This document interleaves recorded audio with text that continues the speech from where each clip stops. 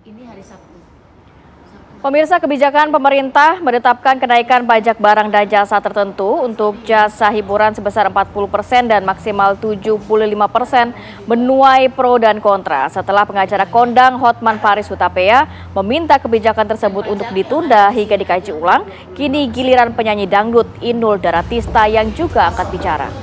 Melalui sejumlah akun media sosial yang pemirsa, penyanyi dangdut Inul Daratista mengungkapkan kekecewaannya terkait dengan kebijakan pajak hiburan hingga 40%. Inul menganggap kebijakan tersebut sangat memberatkan para pelaku usaha. Seperti diketahui, kebijakan pajak barang dan jasa tertentu untuk hiburan 40% hingga 75% ini diatur di dalam Undang-Undang Nomor 1 Tahun 2022 tentang hubungan keuangan antara pemerintah pusat dan pemerintah daerah. Dalam aturan tersebut disebutkan PBJT atau pajak hiburan untuk jasa hiburan ini berlaku pada diskotik, karaoke, klub malam, bar, dan mandi uap atau spa. Sepi. Beda sama diskotik yang udah kelasnya tinggi ya. Oke, kita akan coba langsung membahas hal ini. Sudah bergabung bersama kami Menparekraf Republik Indonesia Sandiaga Uno. Selamat pagi, Pak Menteri. Selamat pagi, Assalamualaikum Pak Menteri. Selamat pagi, Assalamualaikum warahmatullahi wabarakatuh, Mbak Gina dan Mbak Waalaikumsalam Samarati. warahmatullahi wabarakatuh. Ya, Pak Menteri, langsung saja mungkin pertanyaan pertama kami soal pajak daerah ini, apakah memang sudah diberlakukan atau ini masih sebatas wacana atau usulan?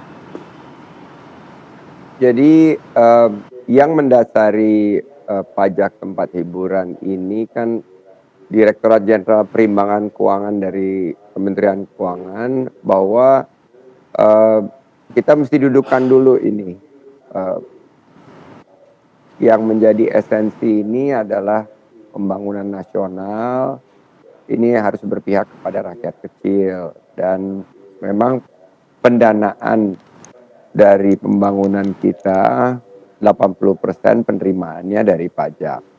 Nah, masyarakat yang kurang mampu itu dibantu melalui bansos, melalui BLT dan lain sebagainya. Dan salah satu yang menjadi industri yang sangat berkembang dan membangun kekuatan penciptaan lapangan kerja itu adalah pariwisata. Tapi juga di pariwisata ini dan tempat-tempat hiburan juga banyak bersinggungan dengan pemerintahan daerah. Oleh karena itu, dilakukanlah perimbangan dan pemungutan maupun penyetoran pajak yang lebih desentralisasi, lebih terdesentralisasi fiskal ke pemerintah daerah. Nah, Undang-Undang Nomor 1 Tahun 2022 ini mengatur hubungan keuangan antara pemerintah pusat dan pemerintah daerah. Dan salah satu yang ada dalam Undang-Undang Nomor 1 Tahun 2022 ini adalah integrasi dari 5 jenis pajak daerah yang berbasis pada konsumsi, yaitu pajak hiburan, pajak parkir, pajak hotel, pajak restoran, dan pajak penerangan jalan. Mulai berlaku 5 Januari 2022. Nah, pariwisata ini baru saja pulih dari pandemi COVID-19.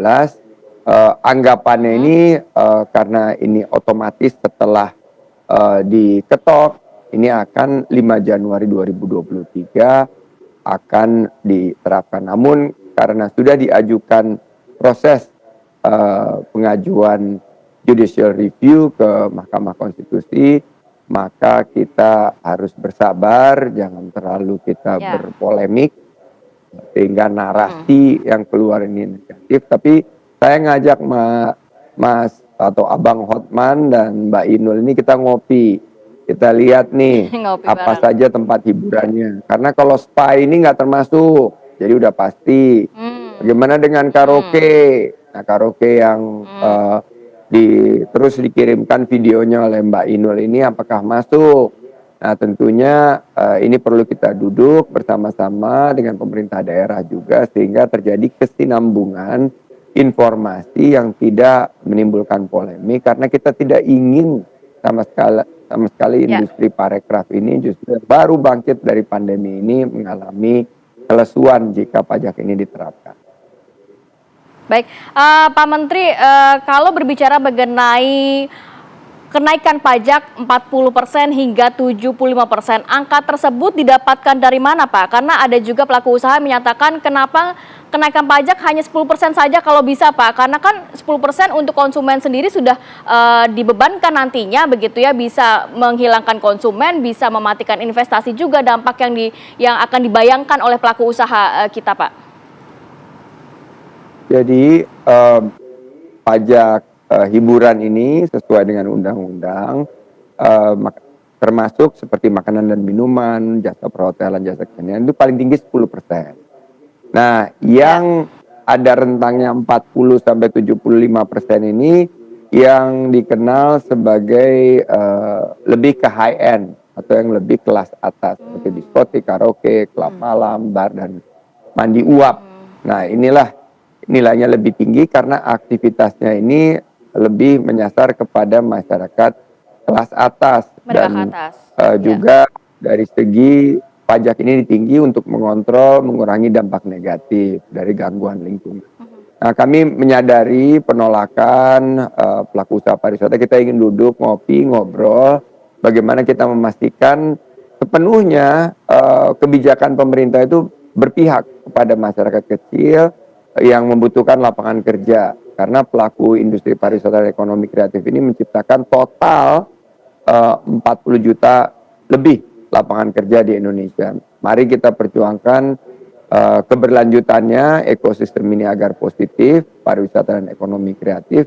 Dan mari kita juga jangan berpolemik di yang menimbulkan esensi dan narasi negatif. Tapi kita duduk sama-sama, kita cari wacana yang tidak akan menyulitkan para pelaku industri pariwisata dan ekonomi kreatif, terutama yang berpotensi untuk PHK. Karena ini lapangan kerja tentunya sangat dibutuhkan saat ini dan kita butuh kajian bersama, kita tunggu proses dari judicial review-nya sendiri di MK.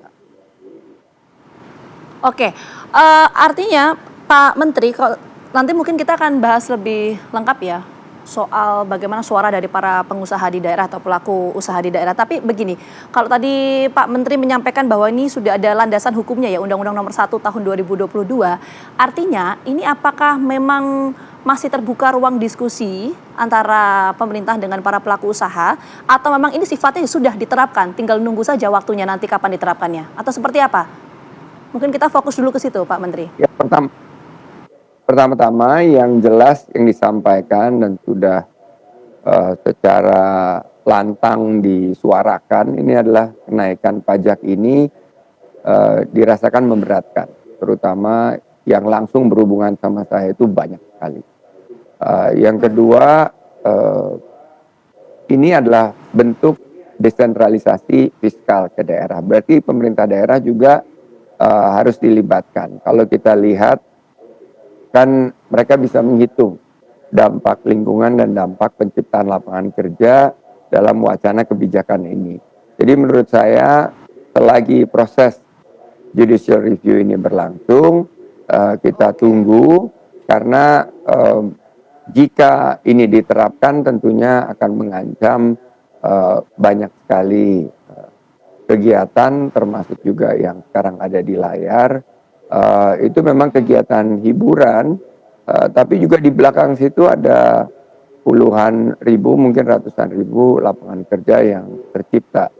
Nah ini dari total saya ingin berikan kesempatan bahwa ada beberapa daerah yang sudah menerbitkan perda pengenaan pajak 40%, pajak hiburan 40% ini contohnya Kabupaten Badung, Gianyar, Tabanan, dan Kota Denpasar yang mulai berlakunya efektif 1 Januari 2024. Jadi bulan Januari ini. Namun karena ada judicial review oleh 22 orang pemohon yang tergabung dalam asosiasi usaha spa, dan ini domisilinya bukan hanya di Bali tapi di Jakarta, Bandung, dan Depok, secara otomatis ini harus menunggu karena permohonan pengujian tersebut tanggalnya itu 3 Januari 2024 dan diterima oleh MK 5 Januari 2024, berarti masih diproses oleh MK dan menunggu jadwal sidang. Jadi semuanya mohon bersabar dan kita pastikan bahwa undang-undang ini tidak mematikan bagi industri parekraf seperti yang dikhawatirkan oleh Bang Hotman, Mbak Inul maupun Mbak juga Inul, beberapa ya. lainnya ya. Baik, Pak Menteri, kalau kita berbicara mengenai pariwisata, ini kan kita berbicara mengenai ekosistem. Ada penginapan hotel di situ, ada transportasi, termasuk juga hiburan di dalamnya, Pak. Apakah dengan adanya kenaikan pajak hiburan ini juga ada insentif yang nantinya diberikan oleh pemerintah? Tapi kita tahan dulu ya, Pak. Kita akan sambung lagi di segmen berikutnya, tetap bersama kami.